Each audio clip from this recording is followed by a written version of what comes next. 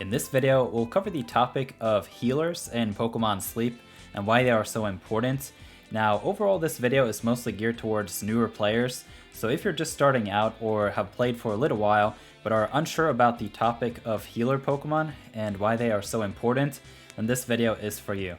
We'll cover which Pokemon to hunt for, what sub-skills you will want, and overall how the progression in the game from isle to isle will change as you move forward, because certain Pokemon are only available a little later in the game, and so you'll need a starting plan and an eventual long-term healer. So we'll cover all that in this video, and if you have any questions whatsoever throughout this video, just drop a comment and I promise to get back to you. Now, the first point when it comes to healer Pokemon that is important to know is the energy that a Pokemon has at any given point in time impacts how productive it is.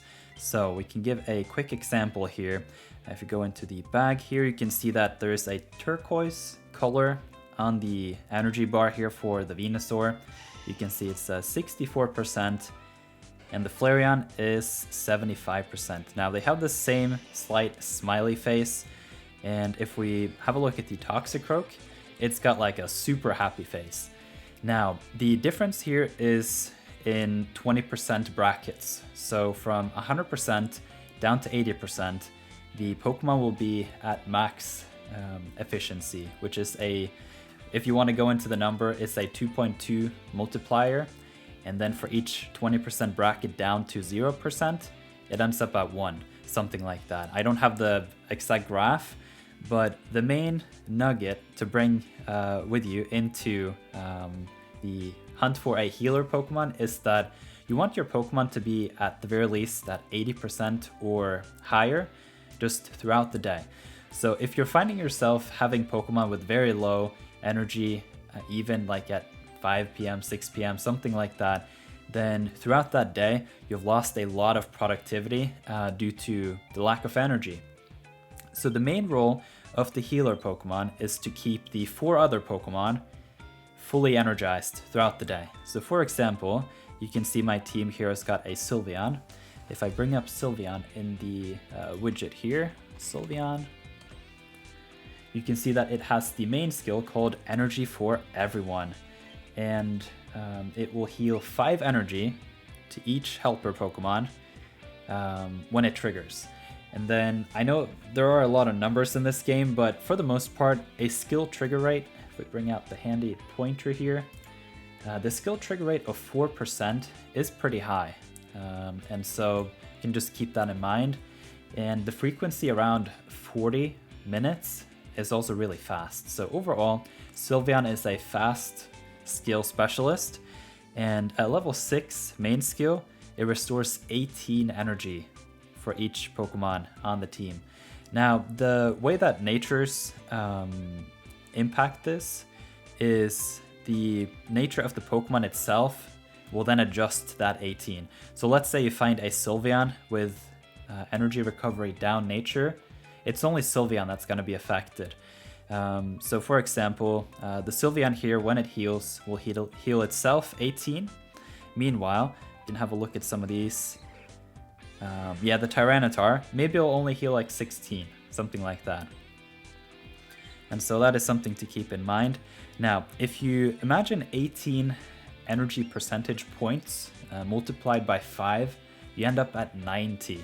So every time this Sylveon triggers, it will just give an even energy boost totaling 90 points across the team. That is very, very strong. The other thing to keep in mind when it comes to these brackets of 20% is the top bracket is actually not 80 to 100. It is 80 to 150%. And the energy caps out at 150. And so for example, if you've seen a lot of my videos, then I often showcase my Tyranitar. This Tyranitar is not only supported by the Sylveon, but it's also got Charge Energy S, and it's got a ridiculous skill trigger rate as an ingredient specialist. So if you just have a look at Tyranitar here, there we go. It's got 5%. So you can see that it's triggering even more often than the Sylveon. And so this is essentially just living at 150% all day. So if we go back to the Sylveon, one thing to keep in mind is there are 3 different energy charge or energy for everyone Pokemon that will heal an even amount. Now there are a couple other Pokemon that will have a different main skill. We can quickly go over those. They are not as important. I'm almost considering making that into its own video, but I think for now we can just quickly go over them and why they are not as strong. So for example, Wobbuffet is another skill specialist that will heal other Pokemon. Now, the difference here is the main skill. It restores a lot more energy, but to one Pokemon at a time. But then if you total it all up based on how frequent this is, then you actually lose out on a bit of productivity. It's not a huge difference, but for the most part, it can be very unreliable, and there are only very niche strategies where this can be applied. So to give a quick example, at level 6 main skill, Wobbuffet will heal 50 energy points per trigger. Now, based on the skill trigger rate here, it will be triggered approximately 50% more often than the Sylveon.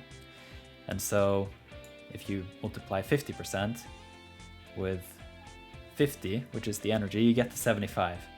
And this is like random here, there, and that and the other. Meanwhile, the Sylveon would do 90 points just across the team.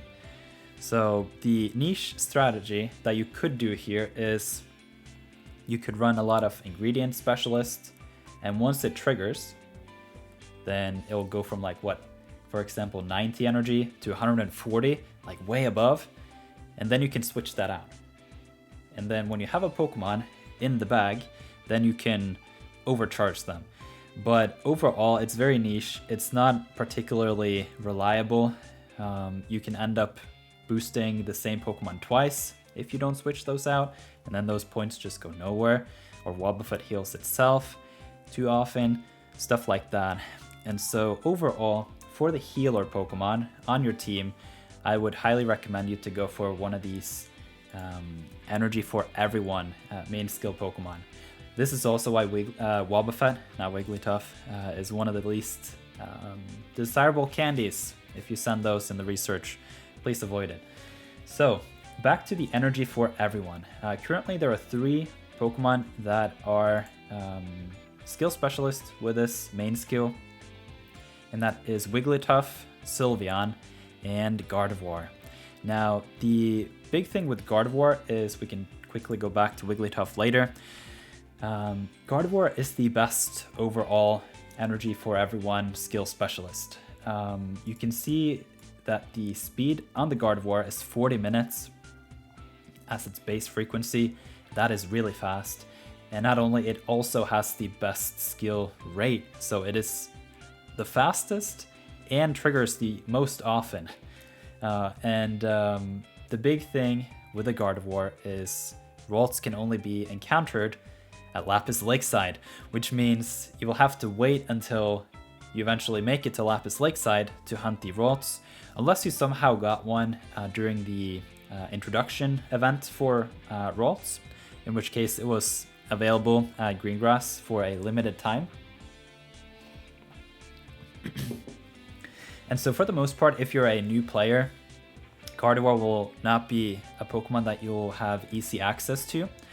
And then the second best option would then be Sylveon, to an extent. And this is where the introduction here can be quite useful for you as a new player, because I'll give you a good strategy on how you can make it all the way to Lapis Lakeside without really having to be too unhappy with not having a Gardevoir compared to a Wigglytuff or a Sylveon.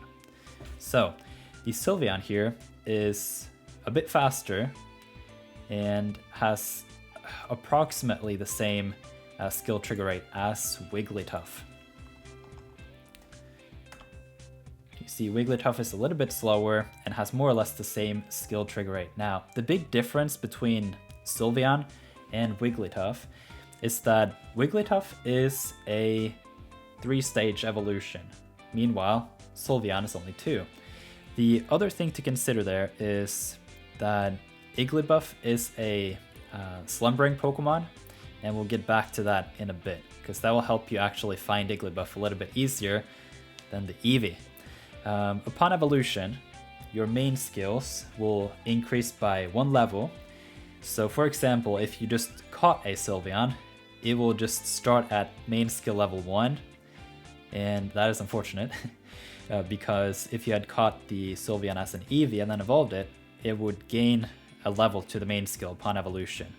Why this is relevant is because Wigglytuff, if you catch it as an Igglybuff, you can evolve it twice, so you get to level 3.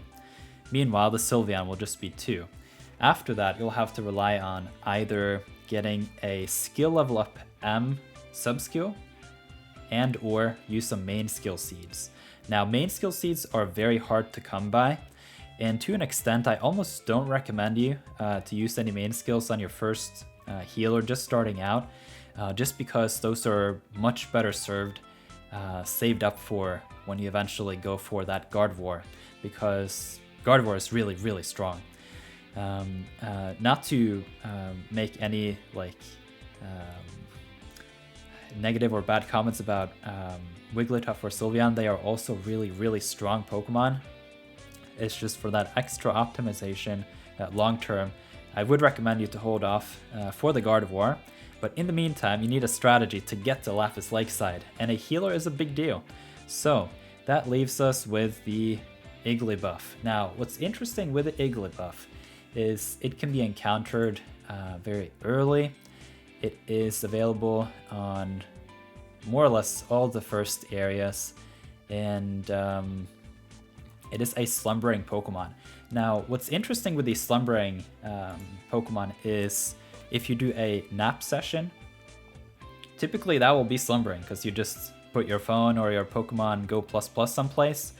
And I think for specific Pokemon that are the slumbering sleep type, this is just an overall good strategy to follow. So essentially, you just put your phone somewhere or the Pokemon Go++ for, let's say, 2 hours and just record sleep.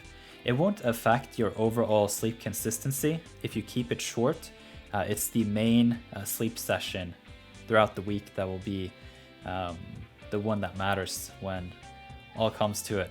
So within those 2 hours, you'll most likely be finding an Igglybuff just because it's a slumbering Pokemon and it's a fairly low level Pokemon as well. Then the next thing to know with these sub-skills is once you have a friendship level, so the number of times caught, Igglybuff, or any Pokemon really, past level 10, then you're guaranteed a gold skill in this first slot. So if you give just a lot of biscuits to the Igglybuff day in and day out, eventually you'll get to friendship level 10, and the first slot here at level 10 will be a gold skill. Now for your first healer, I highly recommend you, personally, to get a skill level up M gold skill in that first slot. That is going to reduce the number of main skill seeds you need by 2. And if you catch it as an Igglybuff, you can get it all the way to level 5 without having to use a single main skill seed. And that is a big deal, particularly for the main healer on your team and as a skill specialist, because you really want that energy to be as strong as possible. And to an extent, you can even consider using a main skill seed on it to get it to level 6. And then, in my opinion, the second slot there should then be the skill trigger M. Or the skill trigger S, and you can use a sub-skill seed, as long as you don't have the same type of sub-skill coming in later. So for example, right now I have unlocked 3 sub-skills. I have the Helping Speed S in the 3rd slot. Now, because the Helping Speed M comes in at level 100, it's not possible for me to sub-skill seed this one, because you can have twice the same sub-skill. So what you're looking for is an Igglybuff, which you can encounter in nap sessions of around 2 hours. And once you have caught 10 Igglybuff or more, the first slot will be a gold skill. And then you just have to keep going, look for that skill level up M. And then you want a sub-skill of the skill trigger type, either S or M, preferably M. And if it is S, and you don't have skill trigger M later, you can sub-skill. The last thing to consider here is the nature. Now, overall, natures can have a pretty detrimental effect to your Pokemon. And so if you can somehow find a Pokemon that either is neutral, has helping speed up, or main skill chance up on the nature, that's gonna be just fine. Now, if you find a Pokemon with helping speed down, if I'm not mistaken, the multiplier there is 0.8, which means it'll be 20% slower than it should be. And if you get the main skill chance down 0.8, that is just gonna be a big difference. Now, I think the main effect here of skill trigger M is 36% increase. So that is a big boost. And it does stack with the nature as well. So if you somehow can find a skill level up M, skill trigger M, main skill chance nature up Igglybuff, then you're really set. At that point, you won't even have a rush to go get the Gardevoir, like me for example, because the energy recovery here will be so strong. So the thing with Pokemon Sleep overall is the encounters are true random. Each of these sub-skills are random. The natures are random. The ingredient list is random to an extent. So for example, in the first slot here, it's only possible for it to have honey. In the second slot, it can have honey as well, but it gains a new potential ingredient, being the oil. And then at level 60, most Pokemon get a third option here, not all. And then you can have these 6 different combinations. So triple honey, 2 honey, 1 oil, 2 honey, 1 cocoa, and then, yeah, all those. And then, yeah, the thing then is it becomes a whole balancing game of, what would you say? I can't remember the word for it, but I'm just gonna keep going. You have to strike the balance between perfection and realism, because you can have 1,000 encounters and maybe you get that one perfect Igglybuff, but then you've spent 1,000 resources onto like getting it. And so you have to strike a balance and just decide overall for your collection which one is compromised. There we go. You have to compromise some.